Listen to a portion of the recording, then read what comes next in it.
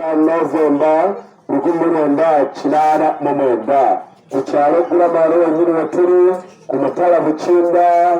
Maama we ye mukyala no Wanyama ali awo maaso ne taata ye mugenzi Mutewa James ali wetugenda okuziika olwo wetuli ndyafaayo eri. Omugenzi ono Winnie Nansamba yazaalibwanga mwana mulamu ddala era nga yeyagaza bakadde be n'abantu abaliwo mu biseera ebyo wamu ne jjajjaawe abadde amwagala ennyo. Bwe yasuumukamu yatwalibwa ku St. Joseph Gulama liri waggulu awo n'asomerayo ekibiina ekisooka okutuukira ddala ku kibiina ekyomusanvu. Olw'amagezi obusobozi n'akasente akaaliwo tebaamutwala kuyiga we nasomera, baamutwala ku St. Teresa Kisubi n'asoma ebibiina byonna ebyaliyo. N'agenda ku sekendule Ekisubi Mapeera n'amalirayo byonna era bwe yasangayo. Yavanga muyizi mulungi ddala ne bamuyunga ku St. Aloysius Nabbingo naye n'asomerayo.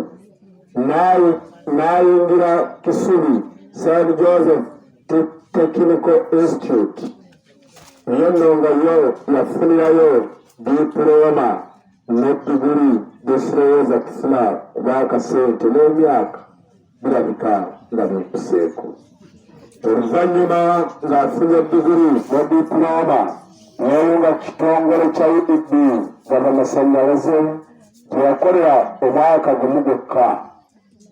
Olw'obukozi n'omukwano n'empisa ze yafunirayo mwana munne eyali awangaddeyo ebbanga ng'amusinga n'ekubya enfuna ate ng'ayagala okugatta ku sayidi y'eno naffe tubeeko ne kye tufunako. Yafuna mwana munne era mbufumba bwabe eyafunira olubuto olw'emyezi 9 n'alukuza bulungi n'agenda mu ddwaliro asobole okuzaala omwana. Obulamu bwa Katonda ono omwana yazaala muwala tamugambyeko nti maama olwotya ye n'amuddamu nti ndi bulungi olwotya. Olunaku lwe yamuzaala baalongoosa mulongoosi teyaddamu kwogera kigambo kyonna wadde okutambula ekigero kyonna. Bbanga lya myaka 6 emyaka awangadde 33 afudde ansimba emyaka 3 n'emyezi gattagattamu omwana alisoomu teyasobola kufuna mulala olw'obulwadde obwo. Mukama Katonda abankuumire. Nze kennyini jjali mu ttale kanzige mala okumaliriza bino. Bannange nga bikyalumire ebyamukwano gwange. Amannya gange erinnya lyange nze Nduga Nicholas.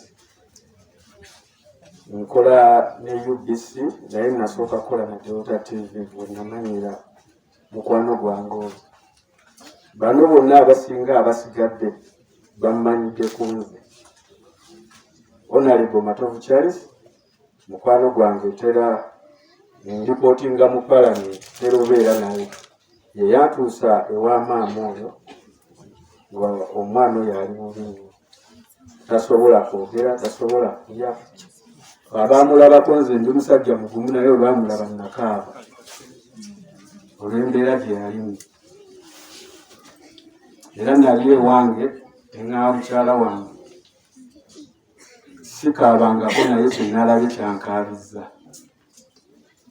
Ogwo olw'omutima ogwo nengenda nenkwatagana ne munnange gwe tukola naye Simon Peter Male netujja netukola story netusaba obuyambi bwonna nga wekisoboka ne basobola okuleetako bwe basobodde. Naye maama abadde mu bulumi bwonna obutagambika ng'omuzadde. Buli alina maama akimanyi maama aba ayagala okubeerako n'omwana we n'omulamu essanyu. Naye kyenyinza obbagamba kyenjize nze mu bulamu ekisonga enkulu lwaki tuziika nze ntera okigamba bannange bwe nali omuto nabuuzanga kitange lwaki taata ogenda n'oziika buli omu, naŋŋamba wonna okula ojja kutegeera ensonga, naye we nakula ensonga ngitegedde. Lwa bannange benziise ne tubaleka eyo, naye nga buli kimu bansinga, babadde n'ebyamaanyi mu bulamu, naye ne tuvaayo nga tumulese eyo ne tutuuka ennaku nga tumwerabidde. So ekyo kinjigiriza okuba nga n'akatono ke tulina mu bulamu tukagabane n'abatalina, tuleme kujjukiranga abantu nga tubatwala erimu gye bagenda okwebaka olubeerera, wabula akatono ke tulina bannange, akatono ke tulina mu bulamu tekibe 10 ye akaataano wa atalina, lwakuba ffenna tuba twetaasa kubeerawo mu nsi. Nze bye bigambo byange okuggyako n'osaasira maama n'omugenzi Mukama amuwummuze mirembe, amuwe ekiwummulo eky'emirembe.